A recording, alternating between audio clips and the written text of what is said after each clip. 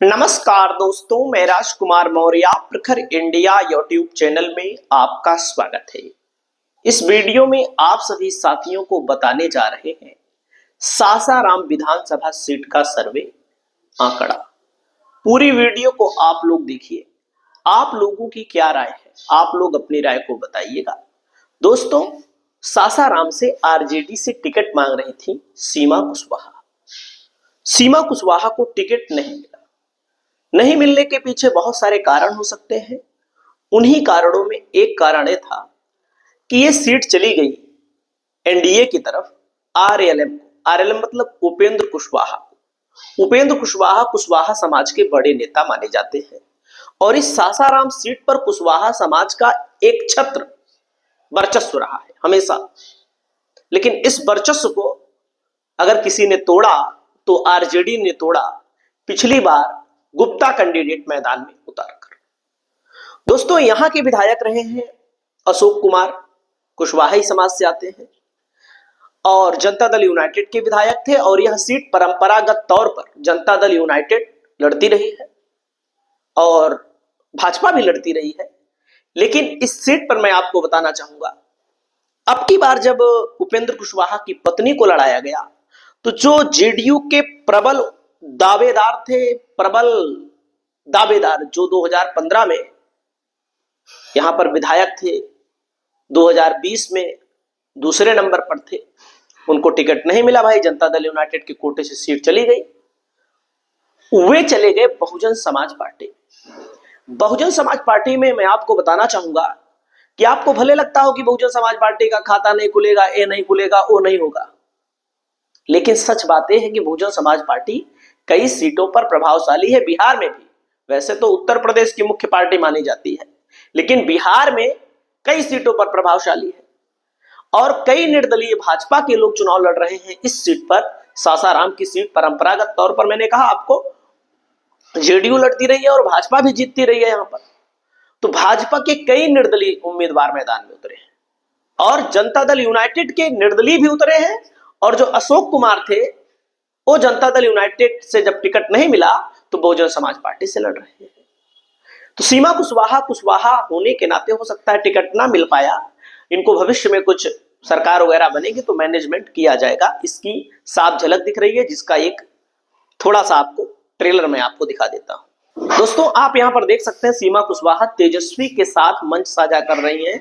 ये सीट है दोस्तों, रामगढ़ की विधानसभा सीट है और सीमा कुशवाहा इस समय अलग अलग विधानसभाओं में काफी ज्यादा एक्टिव हो चुकी हैं और इनके सोशल आईडी पर अगर आप जाएंगे देखेंगे, खुद ही आपको देखने को मिलेगा कि देख सकते हैं, मतलब बड़े मंच को साझा कर रही हैं और रोड शो कर रही हैं। अलग अलग प्रत्याशियों के लिए स्टार प्रचारक की भूमिका निभा रही है पूरी तरह से। मैं आपको कहता हूं तेजस्वी यादव स्टार प्रचारक है। आप बताइए, आरजेडी में आपको अगर कोई स्टार प्रचारक का नाम मालूम हो तो बताइएगा। मतलब कि नाम तो है बहुत सारे लोगों का, मंगनी लाल मंडल है, हिना साहब है, लेकिन सीमा कुशवाहा ही क्यों लोकप्रिय है? क्योंकि सीमा कुशवाहा को लोग चाहते थे कि इनको टिकट मिले। देख सकते हैं भारी भीड़ जुट रही है, तेजस्वी की रैलियों को भी संबोधित कर रही हैं और इनको लोग, इनकी डिमांड बहुत ज्यादा है। हर प्रत्याशी इनको अपने यहां रोड शो कराना चाहता है, अपने यहां इनको बुलाना चाहता है। हर प्रत्याशी मैं बात कर रहा हूं, लेकिन हर प्रत्याशी के यहां तो नहीं पहुंच सकती है। देख सकते हैं ये सब गांव वाली रैली है। देख सकते हैं आप लोग, गांव वाली रैली है, नुक्कड़ वाली रैली है। यहां पर सीमा कुशवाहा, टिकट नहीं मिला तब भी इन्होंने कहा कि कोई दिक्कत नहीं, टिकट नहीं मिला, हम अपने नेता तेजस्वी को मुख्यमंत्री बनाने के लिए मेहनत करेंगे, संघर्ष करेंगे। देख सकते हैं बाहुबली की बेटी, मुन्ना शुक्ला की बेटी लालगंज से प्रत्याशी हैं, उनके लिए प्रचार कर रही हैं, रोड शो उनके लिए कर रही हैं। आप लोग देख सकते हैं, तो सीमा कुशवाहा को इस बात का डर था। देख सकते हैं रोड शो कर रही हैं, आपके सामने तमाम तस्वीरें आ रही हैं।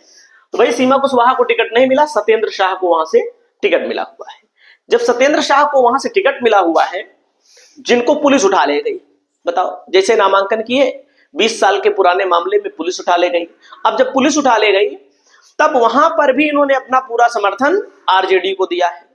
और उसके साथ ही साथ मैं आपको बताना चाहता हूं कि सत्येंद्र शाह के बेटे हो, बेटियां हो, पत्नी हो, सब जुट चुके हैं। भाई, सिंपैथी तो है।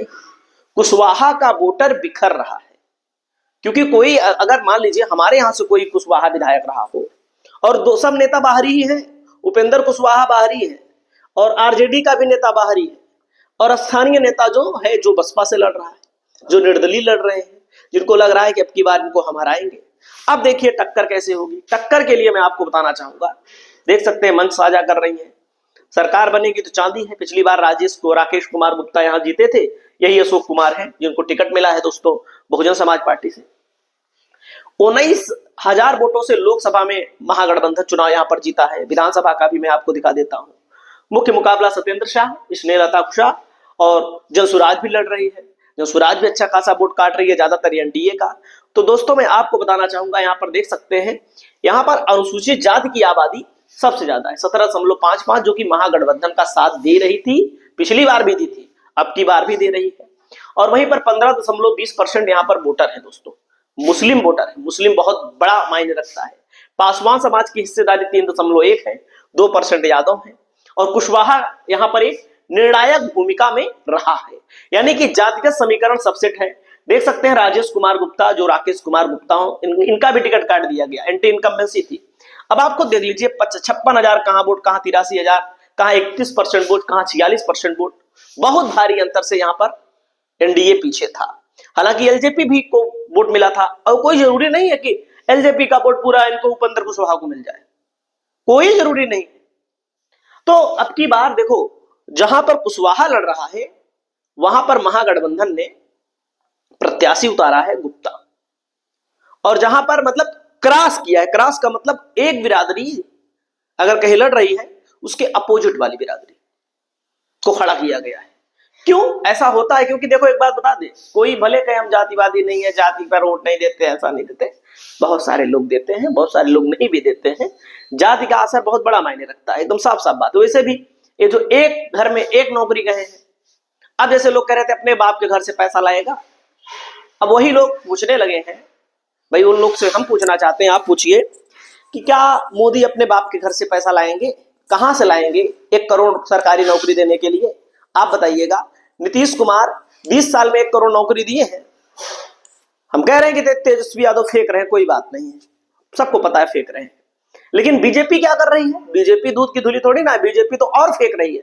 वो तो कह रही है 1 करोड़ देंगे। केंद्र में 10-12 साल की सरकार हो गई, 1 करोड़ नहीं दिए। बिहार में लगातार सरकार चल रही है, नहीं दिए। उत्तर प्रदेश में 2 बार सरकार बन गई, 8-8, 9-9 साल हो गया, शिक्षक भर्ती नहीं आई है। अच्छों के होश उड़े हुए हैं, इसलिए कि जो पढ़ लिख करके सोच रहे थे भैया हमको नौकरी मिल जाएगी, हम टीचर बन जाएंगे, अच्छों की हालत खराब है उत्तर प्रदेश में। योगी जी भले जाकर वहां बड़ी बड़ी डींग हाँक रहे होंगे, ये हो गया वो हो गया यूपी में। अरे हर सरकार कुछ ना कुछ करती है, हर सरकार की अपनी कुछ ना कुछ उपलब्धि होती है, इसमें कोई दो राय नहीं है। दोस्तों मैं आपको बता रहा हूं, अब देखिए यहां पर भी सम्राट चौधरी के सामने ये कुशवाहा है, यहां पर भी गुप्ता को उतारा गया, यहां पर भी गुप्ता मतलब शाह को उतारा गया है। तो सासाराम की सीट पर दोस्तों जोरदार टक्कर होने वाली है, और इस जोरदार टक्कर में चुनाव तो कोई भी जीत सकता है, लेकिन ये मान लीजिए कि आरजेडी भी कमजोर नहीं है। आरजेडी के साथ जो वहां का गुप्ता समाज है, सत्येंद्र शाह मतलब बनिया समाज है, वो है।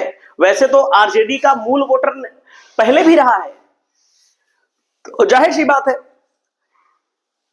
बड़ा पैमाने पर यादव है, मुस्लिम है, इनके साथ ये है। तो सासाराम की सीट पर भारतीय जनता पार्टी की स्थिति खराब है, उपेंद्र कुशवाहा की स्थिति इतनी अच्छी नहीं है। 1000, 2000, 4000 से जीत जाए तो नहीं कह सकते हैं, नहीं तो मुश्किल है चुनाव जीतना। बाकी आप लोग अपनी राय को बताइएगा। बहुत बहुत धन्यवाद, बहुत बहुत शुक्रिया, नमस्कार।